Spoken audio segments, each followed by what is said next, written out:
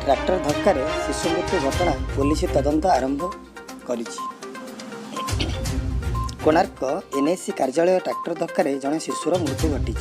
Police आज तदंत आरंभ करिछि। माँ तार पिलापी बाउली होई कांदुथिबा बेले परिवार खाइबा पीवा एक प्रकार ठप हो जाइछि। किंतु एनएसी कर्तृपक्ष यही उक्त परिवार को सहायता जोगाई देवा दूरर कथा बरं उक्त परिवार को सामान्यतम समवेदना जणाई नाहांती। अन्य पक्षरे एने मृत शिशुर बापा एतला को आधार करी पुलिस तार तदंत प्रक्रिया जोरदार करिछि। मिलिथिबा सूचना मुताबक 6 तारिख अपराह्न कोणार्क एनएसी कार्यालय ट्रैक्टर चलाउथिबा जणे व्यक्ति बेपारुआ गाड़ी चलानारू मृत्यु होइतिला।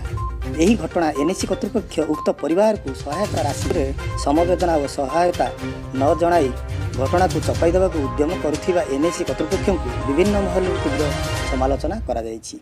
एने जिला आरक्षी अधिकारी और पुरी जिलापाल को मृत शिशुर पितामाता भेटिबे बोली जଣା पड़िछि।